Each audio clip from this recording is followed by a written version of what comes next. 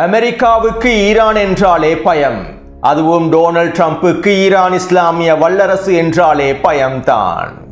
Iran இஸ்லாமிய வல்லரசுக்கு பயந்து நடுங்கும் டொனால்ட் ட்ரம்பும் என்ன செய்வதென்று தெரியாமல் சிக்கித் தவிக்கும் அமெரிக்க இராணுவமும் பயத்தினாலும் நடுக்கத்தினாலும் ஈரானுக்கு எதிரான தாக்குதல்களை நிறுத்திய டொனால்ட் ட்ரம்பின் முடிவுகளும் ஈரானிய தலைமைகளின் மாசான தரமான அறிவிப்புகளும் அதிரடியாக தரைவழி தாக்குதல்களை ஆரம்பித்த யமன் ஹவுதி இராணுவத்தினரும் யமனின் தெற்கு பிரதேசத்திலே நடைபெற்று வரக்கூடிய உச்சக்கட்ட மோதல்களும் சவுதி அரேபிய ஆதரவு கூட்டுப்படையின் முக்கியமான தளபதியையும் அவரோடு இருக்கக்கூடிய பல கட்டளை தளபதிகளையும் கொத்தாக தட்டி தூக்கிய யமன் ஹவுதிகளின் உளவுத்துறையினரும் இறுதி நேரத்தில் டொனால்ட் ட்ரம்ப் மத்தியஸ்தர் மூலமாக ஈரானுக்கு புதிய முன்மொழிவு ஒன்றை முன்வைத்துள்ளாரா? இந்த முன்மொழிவுக்கு ஈரானும் சம்மதத்தினை வழங்கியுள்ளதா? இவை தொடர்பான உண்மையான தகவல்கள் என்ன? டொனால்ட் ட்ரம்பின் தயார்படுத்தல்களை நம்பி, டொனால்ட் ட்ரம்பினுடைய பேச்சை நம்பி ஈரானினுடைய எல்லை பிரதேசத்தினூடாக தரைவழி தாக்குதல்களை மேற்கொள்வதற்கு தயாரான குர்திஸ்தான் பிரிவினைவாதிகளும் பயங்கரவாதிகளும் இரவு முழுவதும் குர்திஸ்தான் பகுதியை பொளந்து கட்டும் ஈரானிய இராணுவத்தினரும் ஈரானின் தரைவழி தாக்குதலுக்கான தயார்படுத்தல்களும் இவை தொடர்பான பல சுவாரஸ்யமான தகவல்களும்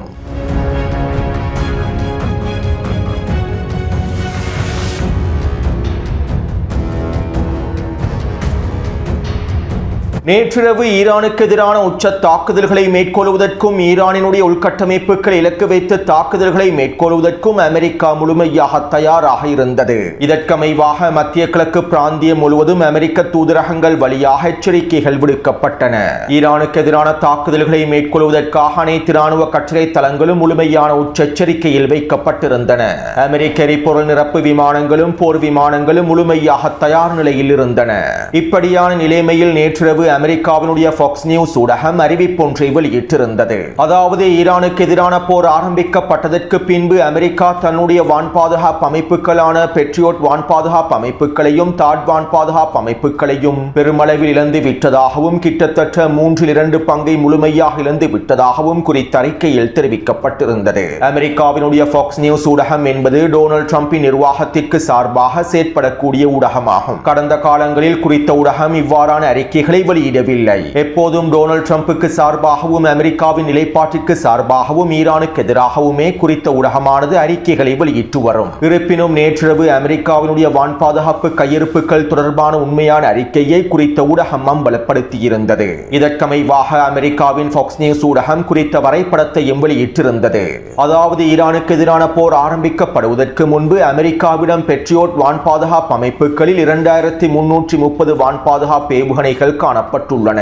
ஆனால் தற்போது பெட்ரியோட் வான் பாதுகாப்பு அமைப்புகளுடைய ஏவுகணை கையிருப்புகள் 759 குறைவடைந்துள்ளது. அதே போன்று போருக்கு முன்பு தாட் வான் பாதுகாப்பு அமைப்புகளில் 452 கையிருப்புகள் இருந்துள்ளன.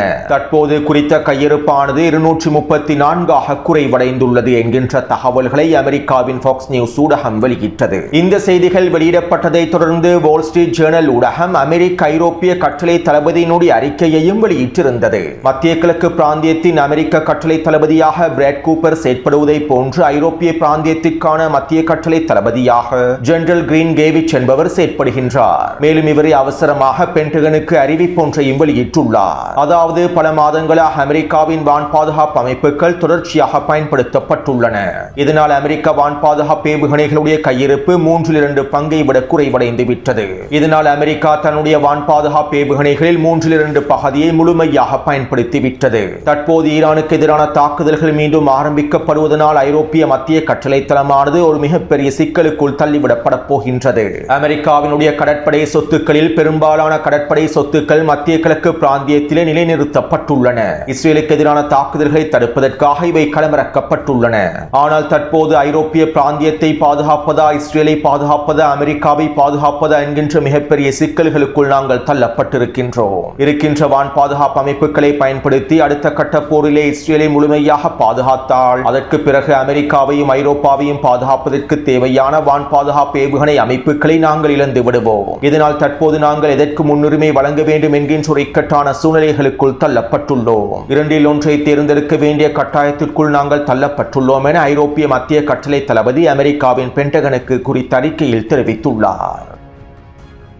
அதாவது ஈரானுக்கு எதிரான அடுத்த கட்ட போரிலே இஸ்ரேலிய ஆக்கிரமிப்பு முழுமையாக களமிறங்கினால் ஈரான் இஸ்ரேலிய ஆக்கிரமிப்புக்கு எதிராகவும் உச்ச தாக்குதல்களை மேற்கொள்ளும். இந்த சந்தர்ப்பத்திலே இஸ்ரேலிய ஆக்கிரமிப்பை பாதுகாப்பதற்கு வான் பாதுகாப்பு அமைப்புகளை முழுமையாக பயன்படுத்தினால் எதிர்காலத்தில் அமெரிக்காவை பாதுகாப்பதற்கும் ஐரோப்பிய நாடுகளை பாதுகாப்பதற்கும் வான் பாதுகாப்பு அமைப்புகளை பயன்படுத்த முடியாத நிலைமை ஏற்பட்டுவிடும். மேலும் அடுத்த கட்ட போரிலே ஈரான் மத்திய கிழக்கு பிராந்தியத்தை தாண்டி ஏனைய பகுதிகளில் இருக்கக்கூடிய அமெரிக்க தளங்களை இலக்கு வைத்தும் தாக்குதல்களை மேற்கொள்ளும். இந்த தளங்களை பாதுகாப்பதற்கு வான் பாதுகாப்பு அமைப்புகளை முழுமையாக பயன்படுத்த முடியாத நிலைமை ஏற்பட்டுவிடும். இதனால் ஈரானுக்கு எதிரான அடுத்த கட்ட தாக்குதல்களில் இஸ்ரேலை முழுமையாக தலையிட வேண்டாம் என்று கூறுவதற்காகவே ஐரோப்பிய பிராந்தியத்திற்கு பொறுப்பான அமெரிக்க மத்திய கட்டளை தளபதி பென்டகனுக்கு அறிக்கைகளை சமர்ப்பித்துள்ளார். இதைத்தான் அமெரிக்க ஊடகங்களும் வெளிப்படுத்தியுள்ளன. இருப்பினும் இந்த சூழ்நிலைகளுக்கு மத்தியில் நெட்டன்யாஹூ ஈரானுக்கு எதிரான போரிலே நாங்கள் முழுமையாக களமிறங்கப் போகின்றோம் என்றும் அமெரிக்க இராணுவத்தோடு ஒன்றிணைந்து ஈரானுக்குள்ளே உச்ச தாக்குதல்களை மேற்கொள்வதற்கு எங்களுடைய இராணுவத்தினரும் தயாராக இருப்பதாகவும் அறிக்கைகளை வெளியிட்டிருந்தார். அத்தோடு இந்த அறிக்கைகளுக்கு பின்பு அமெரிக்க போர்த்துறை அமைச்சகம் ஃபாக்ஸ் நியூஸ் ஊடகத்திடம் இவ்வாறு தெரிவித்தது. ஈரானுக்கு எதிரான ஒரு முழு அளவிலான போருக்கு நாங்கள் முழுமையாக தயாராகவே இருக்கின்றோம். பயங்கரவாத IRGC இராணுவத்திற்கு எதிராக பல கொடூர தாக்குதல்களை மேற்கொள்வதற்கு நாங்கள் தயாராகவே இருக்கின்றோம். மேலும் இந்த வீரியமான தாக்குதல்களை மேற்கொள்வதற்கான ஒப்புதலை ஜனாதிபதி டொனால்ட் ட்ரம்ப் வழங்கிவிட்டார். இதற்கமைவாக எங்களுடைய படைகள் மத்திய கிழக்கு பிராந்தியத்தை நோக்கி நகர்ந்து கொண்டிருக்கின்றது என அமெரிக்க போர்த்துறை அமைச்சகம் ஃபாக்ஸ் நியூஸ் ஊடகத்திடம் தெரிவித்தது.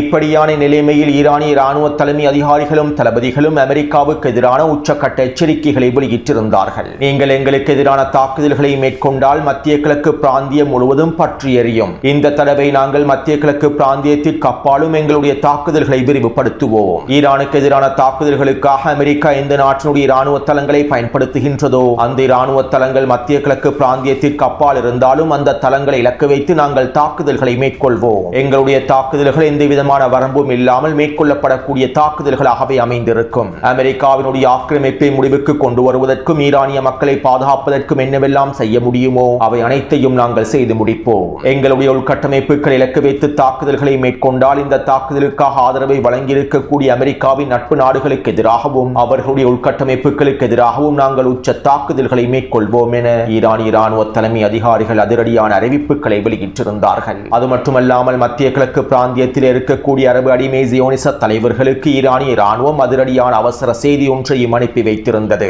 எங்களுடைய ஏவுகணைகளும் ட்ரோன்களும் தயார் நிலையில் இருக்கின்றன.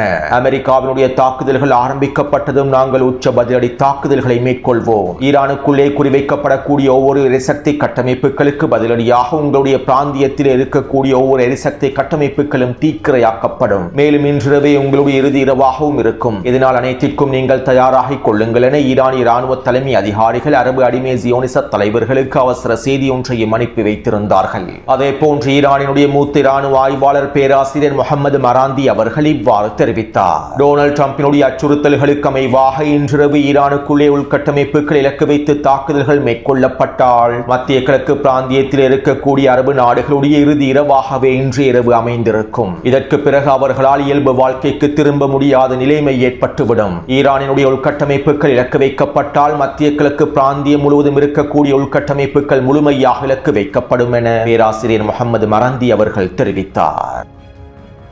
அது மட்டுமல்லாமல் நேற்றிரவு ஈரானிய களத்திலே தரைவழி தாக்குதல்களுக்கான உச்சளவிலான ஏற்பாடுகள் மேற்கொள்ளப்பட்டிருந்தன. அதுவும் குறிப்பாக ஈரானுடைய தென்மேற்கு பிரதேசத்திலும் வடமேற்கு மற்றும் மேற்கு பிரதேசங்களிலும் அதிரடியான தயாரிப்புகள் மேற்கொள்ளப்பட்டிருந்தன. ஈரானினுடைய தரைப்படைகள் முழுமையாக குவிக்கப்பட்டு போர் வாகனங்கள் குவிக்கப்பட்டு ஆயுதங்கள் முழுமையாக குவிக்கப்பட்டிருந்தன. குறித்த பகுதியில் இருக்கக்கூடிய காவல் நிலையங்கள் முழுமையாக இழுத்து மூடப்பட்டு ஆயுதங்கள் அனைத்தும் வேறு இடங்களுக்கு நகர்த்தப்பட்டன. ஈரானிய அரசாங்கத்திற்கு சொந்தமான கட்டிடங்கள் செய்யப்பட்டு அனைத்திலும் ஆயுதங்கள் குவிக்கப்பட்டன. அமெரிக்கா தரைவழி தாக்குதல்களை ஆரம்பித்தால் பாரசீக கடலோர பிரதேசங்களுக்குள்ளே அமெரிக்க படைகள் களமிறங்கினால் பதிலடியாக தரைவழி தாக்குதல்களை மேற்கொள்வதற்கு எவ்வாறான வேலை திட்டங்களை மேற்கொள்ள வேண்டுமோ அவை அனைத்தையும் ஈரான் நேற்றிரவு செய்து முடித்தது.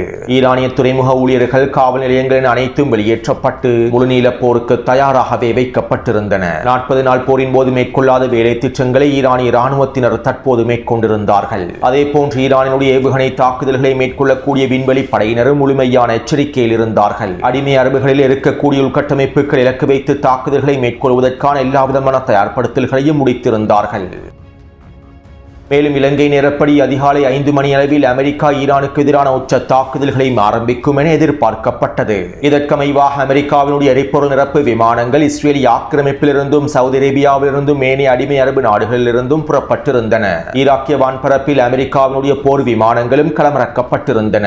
இருப்பினும் தாக்குதல்களை ஆரம்பிப்பதற்கான இறுதிக்கட்ட உத்தரவை டொனால்ட் ட்ரம்ப் வழங்கவில்லை. இப்படியான நிலைமையிலேயே காலை வேளையில் டொனால்ட் ட்ரம்ப் ட்ரூத் சோஷியல் தளத்தில் இவ்வாறு பதிவிட்டார். இரண்டாம் உலகப் போருக்கு பின்பு மிகவும் சக்தி வாய்ந்த தாக்குதல்களை மேற்கொள்வதற்கு எங்களுடைய இராணுவத்தினர் முழுமையாக தயாராக இருந்தார்கள். ஈரான் இஸ்லாமிய குடியரசுக்கு எதிராக மிகவும் கொடூரமான உச்ச தாக்குதல்களை மேற்கொள்வதற்கு எங்களுடைய ஆயுதப்படைகள் தயாராக இருந்தார்கள். இருப்பினும் இறுதி கட்டத்திலே ஒப்பந்தத்தினுடைய சில எல்லைகள் ஒப்புக்கொள்ளப்பட்டுள்ளன. எந்த ஒரு தாக்குதலையும் அவசரமாக நிறுத்தி வைக்குமாறு ஈரானும் மத்திய கிழக்கு அரபு நாடுகளும் என்னிடம் கோரிக்கைகளை முன்வைத்தார்கள். மேலும் ஒப்புக்கொள்ளப்பட்ட ஒப்பந்தத்தின் மூலமாக ஹெர்முஸ் ஜலசந்தி பிரதேசம் முழுமையாக திறக்கப்படும் என்றும் கூறியுள்ளார்கள். ஈரானின் அணு ஆயுத உற்பத்திகளுக்கு முழுமையாக முற்றுப்புள்ளி வைக்கப்படும் என்றும் தெரிவிக்கப்பட்டுள்ளது. இதனால் உலகினுடைய எதிர்கால நலனுக்காகவும் ஈரானினுடைய எதிர்கால பிழைப்புக்காகவும் தாக்குதல்களை ரத்து செய்யுமாறு நான் உத்தரவிட்டுள்ளேன். இந்த உறுதிப்பாட்டிலே இஸ்ரேலும் எங்களோடு இணைகின்றது. இதனால் அனைவரும் களத்தில் இறங்கி தற்போது ஒப்பந்தத்தை முடிக்க வேண்டும். மேலும் இதன் மூலமாக ஈரானின் அணு ஆயுத திறன்களை முடிவுக்கு கொண்டு வர வேண்டும் என அண்டப்புழுகன் டொனால்ட் ட்ரம்ப் கருத்துக்களை பதிவிட்டிருந்தார்.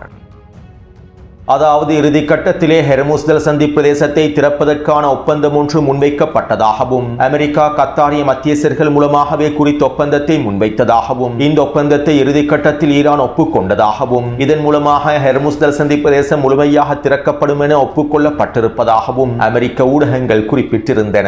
டொனால்ட் ட்ரம்பினுடைய இந்த அறிவிப்புகளை தொடர்ந்து ஈரானிய IRGC இராணுவத்தின் தளபதி ஒருவர் தஸ்னீம் ஊடகத்திடம் இவ்வாறு தெரிவித்தார். ஈரானுக்கு எதிரான தாக்குதல்களை நடத்த வேண்டாம் என நாங்கள் டொனால்ட் ட்ரம்பிடம் எந்த விதமான கோரிக்கைகளையும் முன்வைக்கவில்லை. உண்மையில் நாங்கள் அமெரிக்காவின் தாக்குதலுக்காகவே காத்திருந்தோம். இதனால் எங்களுக்கு எதிராக தாக்குதல்களை மேற்கொள்ள வேண்டாம் என்று டொனால்ட் ட்ரம்பிடம் கோரிக்கைகளை விடுப்பதற்கு எங்களுக்கு எந்த தேவையும் இல்லை. மேலும் இறுதி கட்டத்திலே நாங்கள் எந்த ஒரு ஒப்பந்தத்திற்கும் ஒப்புக்கொள்ளவும் இல்லை என குறித்த இராணுவ தளபதி தஸ்னீம் ஊடகத்திடம் தெரிவித்துள்ளார். இதைத் தொடர்ந்து ஈரானிய பேச்சுவார்த்தை குழுவினுடைய பிரதிநிதிகள் ஃபர்ஸ் நியூஸ் ஊடகத்திடம் இவ்வாறு தெரிவித்தார்கள். ஹெர்முஸ் ஜலசந்தி பிரதேசத்தை மீண்டும் திறப்பதற்கு ஈரான் ஒப்புக்கொண்டிருப்பதாக டொனால்ட் ட்ரம்ப் தெரிவித்துள்ளார். இறுதி நேரத்திலே ஒப்பந்தத்தினுடைய எல்லைகள் ஒப்புக்கொள்ளப்பட்டிருப்பதாகவும் டொனால்ட் ட்ரம்ப் தெரிவித்துள்ளார். கடந்த 24 மணித்தியாலத்திற்குள் எங்களுக்கு எந்த விதமான ஒப்பந்தமும் கிடைக்கப்பெறவில்லை. நாங்கள் எந்த ஒரு ஒப்பந்தத்திற்கும் அனுமதி வழங்கவில்லை.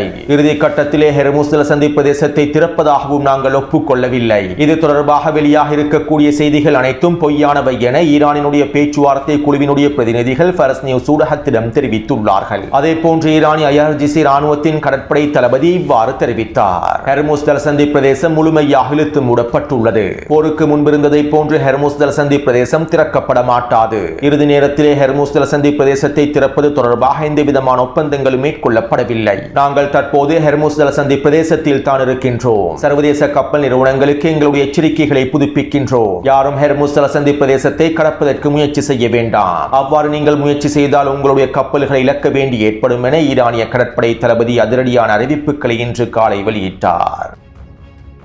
அதாவது டொனால்ட் ட்ரம்ப் ஈரான் இஸ்லாமிய வல்லரசுக்கு பயந்து விட்டார். இறுதி நேரத்தில் எந்த விதமான ஒப்பந்தங்களும் மேற்கொள்ளப்படவில்லை. ஈரான் ஹெர்முஸ் ஜலசந்தி பிரதேசத்தை திறப்பதாக எந்த விதமான ஒப்பந்தத்தையும் முடிக்கவில்லை. இருப்பினும் டொனால்ட் ட்ரம்ப் ஈரானுக்கு எதிரான தாக்குதல்களை உச்சக்கட்ட தாக்குதல்களை மேற்கொள்வதற்கு பயப்படுகின்றார். ஈரான் இஸ்லாமிய வல்லரசுக்கு பயப்படுகின்றார். ஈரான் இஸ்லாமிய வல்லரசுக்கு எதிராக தாக்குதல்களை மேற்கொண்டால் ஈரான் இஸ்லாமிய வல்லரசின் உட்கட்டமைப்புகள் இலக்கு வைத்து தாக்குதல்களை மேற்கொண்டால் அவருடைய அடிமைகளின் உட்கட்டமைப்பு அனைத்தும் முழுமையாக சிதைக்கப்பட்டுவிடும். அதிலும் குறிப்பாக சவுதி அரேபியாவுடைய உட்கட்டமைப்புகளும் ஐக்கிய அரபு அமீரகத்தின் உட்கட்டமைப்புகளும் முழுமையாக சிதைவடைந்துவிடும். மேலும் ஈரானுக்கு எதிரான இந்த தாக்குதல்களை மேற்கொள்வதனால் எந்த விதமான வெற்றிலக்குகளையும் அடைந்து கொள்ளவே முடியாது. எனவே இந்த பயத்தின் காரணமாக தொடை நடுங்கி டொனால்ட் ட்ரம்ப் ஈரானுக்கு எதிரான தாக்குதல்களை ரத்து செய்துள்ளார். உண்மையிலேயே தொடை நடுங்கி டொனால்ட் ட்ரம்புக்கு இது ஒரு மிகப்பெரிய அவமானமாகும். டொனால்ட் ட்ரம்பையும் அமெரிக்க இராணுவத்தையும் நம்பியிருக்கக்கூடிய ஜியோனிஸ் ஆக்கிரமிப்புக்கும் ஜியோனிஸ் ஆக்கிரமிப்புக்கு சார்பான ஆதரவாளர்களுக்கும் பக்தர்களுக்கும் மிகப்பெரிய அவமானமாகும். நாங்கள் தான் உலகினுடைய வல்லரசாக மார்த்தட்டி கொண்டிருக்கக்கூடிய அமெரிக்காவுக்கும் அதனுடைய அடிமைகளுக்கும் ஜியோனிஸ் ஆக்கிரமிப்பாளர்களுக்கும் மிகப்பெரிய அவமானமாகும். தொடை நடுங்கி டொனால்ட் ட்ரம்ப் ஈரான் இஸ்லாமிய வல்லரசிடம் மண்டியிட்டு விட்டார் என்பதனையும் இதிலிருந்து தெளிவாக புரிந்து கொள்ள முடியும். அத்தோடு இறுதி நேரத்திலே தொடை நடுங்கி டொனால்ட் ட்ரம்புக்கு சவுதி அரேபியாவின் ஜோனி தொலைபேசி அழைப்பை ஏற்படுத்தி இருந்ததாகவும் அவசரமாக ஈரானுக்கு எதிரான தாக்குதல்களை மேற்கொள்ள வேண்டாம் என சவுதி ஜோனி தொடை நடுங்கியிடம் கோரிக்கைகளை முன்வைத்திருந்ததாகவும் இதனால் தான் தாக்குதல்களை டொனால்ட் ட்ரம்ப் நிறுத்தியுள்ளார் என்றும் இன்னும் சில அமெரிக்க ஊடகங்கள் செய்திகளில் குறிப்பிட்டுள்ளன. உண்மையில் அமெரிக்காவையும் டொனால்ட் ட்ரம்பையும் அவருடைய அடிமை அரபுகளையும் நினைத்தால் வேடிக்கையாகவும் சிரிப்பாகவுமே இருக்கின்றது. அத்தோடு இங்கிருக்கக்கூடிய இன்னும் ஒரு சுவாரஸ்யமான விடயம் என்னவென்றால் தொடை நடுங்கி டொனால்ட் ட்ரம்ப் ஈரானுக்கு இன்னும் 2 வார காலக்கெடுவை விதிப்பார். இன்னும் 2 வாரத்திற்குள்ளே ஈரான் சரணடைய வேண்டும் என குறிப்பிடுவார். இறுதியில் மீண்டும் ஒப்பந்தத்தை முடிக்கப் போவதாக பேச்சுவார்த்தைகளை மேற்கொள்ளப் போவதாக அறிவித்து ஈரானுக்கு எதிரான தாக்குதல்களையும் நிறுத்துவார். அடுத்த 2 வாரங்களுக்கு இது தான் நடைபெறப் போகின்றது. அல்லது ஒருவேளை தொடை நடுங்கி டொனால்ட் ட்ரம்புக்கு ரோஷம் ஏற்பட்டு ஈரானுக்கு எதிரான இறுதிக்கட்ட தாக்குதல்களையும் ஆரம்பித்து விடலாம். மேலும் அப்படியாவது ரோஷம் வந்து டொனால்ட் ட்ரம்ப் தாக்குதல்களை ஆரம்பித்து விட மாட்டானா என்றே தற்போது ஈரானிய ராணுவத்தினரும் எதிர்ப்பற்றுக்களும் காத்துக் கொண்டிருக்கின்றார்கள். உண்மையில் ஈரானுக்கு எதிரான தாக்குதல்களை ரத்து செய்வதாக டொனால்ட் ட்ரம்ப் வெளியிட்ட அறிக்கையினால் உண்மையில் அதிகமாக பாதிக்கப்பட்டிருப்பது எதிர்ப்பற்றுக்களும் அதனுடைய ஆதரவாளர்களும் ஈரானிய ராணுவத்தினரும் தான். டொனால்ட் ட்ரம்ப் இந்த தாக்குதல்களை ஆரம்பித்தால் ஒட்டுமொத்த மத்திய கிழக்கு பிராந்தியத்தையும் பொளந்து கட்டுவதற்கு எதிர்ப்பற்றுக்களும் ஈரானிய ராணுவத்தினரும் தயாராக இருந்தார்கள். ஈரானிய ராணுவத்தின் ஒவ்வொரு அதிகாரிகளும் போராளிகளும் உச்ச வேகத்துடன் சிறப்பாக தயாராக இருந்தார்கள்.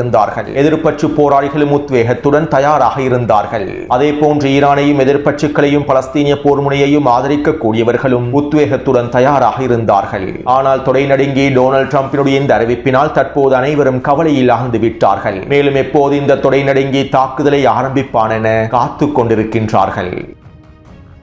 அடுத்து இங்கிருக்கக்கூடிய இன்னும் ஒரு சுவாரஸ்யமான விடயம் என்னவென்றால் தொடை நடுங்கி டொனால்ட் ட்ரம்பினுடைய அச்சுறுத்தல்களுக்கு அமைவாக அனைத்து விதமான தயார்படுத்தல்களையும் குர்திஸ்தான் பிரிவினைவாதிகள் மேற்கொண்டிருப்பதுதான். அதாவது தொடை நடுங்கியின் இறுதி எச்சரிக்கைகளுக்கு பின்பு அமெரிக்க ராணுவத்தின் அடுத்த கட்ட தயார்படுத்தல்களுக்கு பின்பு குர்திஸ்தான் பிரதேசத்தில் இருக்கக்கூடிய பிரிவினைவாதிகள் ஈரானுக்குள்ளே களமிறங்கி தரைவழி தாக்குதல்களை மேற்கொள்வதற்கான தயார்படுத்தல்களை மேற்கொண்டுள்ளார்கள். இதற்கமைவாக சுலைமானிய எல்லை பிரதேசத்திலும் ஒன்று கூடியுள்ளார்கள். தொடை நடுங்கி டொனால்ட் ட்ரம்ப் தாக்குதல்களை ரத்து செய்வார் என்று அவர்கள் எதிர்பார்க்கவில்லை. தாக்குதல்களை ஆரம்பித்ததும் தரைவழி தாக்குதல்களை நாங்களும் ஆரம்பித்து விடுவோம் என்றே தயாராக இருந்தார்கள். இப்படியான நிலைமையில் ஈரான் குர்திஸ்தான் சுலைமானியா பிரதேசத்தை இலக்கு வைத்து உச்சேவுகணை தாக்குதல்களையும் ட்ரோன் தாக்குதல்களையும் மேற்கொண்டிருந்தது. இன்னும் ஒரு விதத்தில் குறிப்பிடுவதாக இருந்தால் டொனால்ட் ட்ரம்பை நம்பி களமிறங்கிய குர்திஸ்தான் பிரிவினைவாதிகள் ஈரானிடம் வசமாக சிக்கிக் கொண்டார்கள். மேலும் ஈரானிய ராணுவத்தினர் குர்திஸ்தான் பகுதிகளை பொளந்து கட்டினார்கள். கிட்டத்தட்ட 30க்கும் அதிகமான ஏவுகணை மற்றும் ட்ரோன் தாக்குதல்களை மேற்கொண்டிருந்தார்கள். இந்த தாக்குதலிலே CIA உளவு பிரிவு மொசாட் உளவு பிரிவும் பயிற்சிகளை வழங்கிக் கொண்டிருந்த மிக முக்கியமான தளம் ஒன்று தரைமட்டமாக்கப்பட்டிருப்பதாகவும் இந்த தாக்குதலிலே பல உளவாளிகள் அளிக்கப்பட்டிருப்பதாகவும் பிரிவினைவாதிகளுடைய பல முக்கியமான தளங்கள் அளிக்கப்பட்டிருப்பதாகவும் தெரிவிக்கப்படுகின்றது. அடுத்து ஈரானுக்கு எதிரான தாக்குதல்களை அமெரிக்கா ஆரம்பிக்கப் போகின்றது என்கின்ற பதற்றமான சூழ்நிலைகளுக்கு மத்தியில் நேற்றிரவு யமன் ஹவுதி ராணுவத்தினர் ஒரு தரமான தாக்குதல் ஒன்றை மேற்கொண்டிருந்தார்கள். அதாவது யமனின் ஹதர்மோத் பிரதேசத்தில் இருக்கக்கூடிய சவுதி அரேபியாவின் கூட்டுப்படைகளில் மிக முக்கியமான தளபதியாக செயற்படக்கூடிய தாரா அல் வத்தான் படைப்பிரிவினுடைய 4ஆம் கட்டத்தின் தளபதியாக செயற்படக்கூடிய தலைமை தளபதியாக செயற்படக்கூடிய உசாமா அல் ரத்வானியை இலக்கு வைத்து யமன் ஹவுதிகள் தாக்குதல் ஒன்றை மேற்கொண்டுள்ளார்கள். யமன் ஹவுதிகளுக்கு எதிரான தரைவழி தாக்குதலை மேற்கொள்வதற்காக ஜவுப் மாகாணத்தின் அல் ரய்யான் பிரதேசத்தில் அனைத்து படைக்குழுக்களும் களமிறக்கப்பட்டுள்ளன. மேலும் இந்த படைக்குழுக்களுக்கான முழுமையான ஆதரவை வழங்குவதற்காகவும் வழிகாட்டுதல்களை வழங்குவதற்காகவுமே நேற்றிரவு இவர் ஹதர்மோத் பிரதேசத்திலிருந்து ஜவுப் பிரதேசத்தை நோக்கி நகர்ந்துள்ளார். மேலும் இவர் அல் அபர் பிரதேசத்தினூடாக செல்லக்கூடிய சாலையில் சென்று கொண்டிருக்கக்கூடிய வேளையிலேயே யமன் ஹவுதிகளுடைய உளவு பிரிவினர் குறித்த பிரதேசத்தில் மறைந்திருந்து தாக்குதல்களை மேற்கொண்டுள்ளார்கள். இந்த தாக்குதலினால் இவரும் இவரோடு வருகை தந்திருந்த 5க்கும் அதிகமான கட்டளை தளபதிகளும் கொத்தாக அளிக்கப்பட்டுள்ளார்கள்.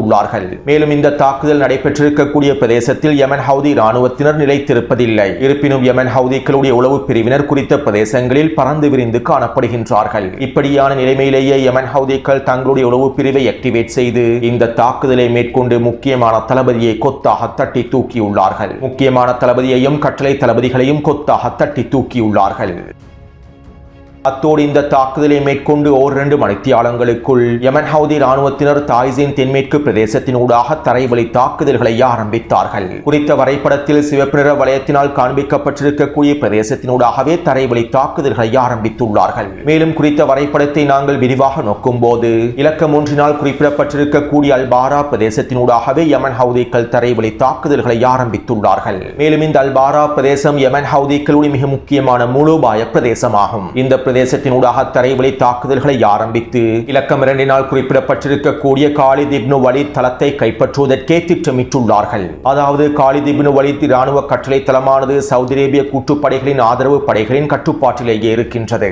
அதிலும் குறிப்பாக தாரிக் சலேவினுடைய கட்டுப்பாட்டிலேயே குறித்த பகுதி இருக்கின்றது. எனவே இலக்கம் 2 குறிப்பிடப்பட்டிருக்கக்கூடிய காலித் இப்னு வலீத் கட்டளை தளத்தை கைப்பற்றுவதற்காகவே யமன் ஹவுதிகள் இந்த தரைவழி தாக்குதலை ஆரம்பித்துள்ளார்கள். மேலும் இன்று அதிகாலையிலிருந்து குறித்த பிரதேசத்திலே வீரியமான தாக்குதல்கள் மேற்கொள்ளப்பட்டு வருவதாகவும் தெரிவிக்கப்படுகின்றது. மேலும் இவ்வாறு காலித் இப்னு வலீத் கட்டளை தளத்தை யமன் ஹவுதிகள் முழுமையாக கைப்பற்றிக் கொண்டால் பாபல் மண்ட பிரதேசத்திற்கு அருகாமையில் இருக்கக்கூடிய அல்மோச்சா பிரதேசத்தையும் இலகுவாக கைப்பற்றிக் கொள்ள முடியும். அதாவது இலக்கம் 3 குறிப்பிடப்பட்டிருக்கக்கூடிய அல்மோச்சா பிரதேசத்தை முழுமையாக கைப்பற்ற முடியும். அவ்வாறு கைப்பற்றினால் வடக்கை நோக்கி நகர்ந்து ஹுதைதா பிரதேசம் வரையில் இருக்கக்கூடிய ஏனைய பகுதிகளையும் யமன் ஹவுதிகளினால் விரைவாக கைப்பற்றிக் கொள்ள முடியும். எனவே சவுதி அரேபியாவின் கூட்டுப்படைகள் யமனின் வடக்கு பிரதேசத்திலே தரைவழி தாக்குதல்களை ஆரம்பிப்பதற்கான வேலை திட்டங்களை முன்னெடுத்து வரக்கூடிய நிலைமையில் யமன் ஹவுதி இராணுவத்தினர் தெற்கு பிரதேசத்தினூடாக தரைவழி தாக்குதலை ஆரம்பித்துள்ளார்கள். உண்மையில் இது யமன் ஹவுதிகளின் ஒரு சிறந்த யுத்த தந்திரமாகும். இதனால் சவுதி அரேபியாவுடைய கூட்டுப்படைகள் ஒரு சிக்கலான நிலைமைக்கு தள்ளப்பட்டுள்ளார்கள்.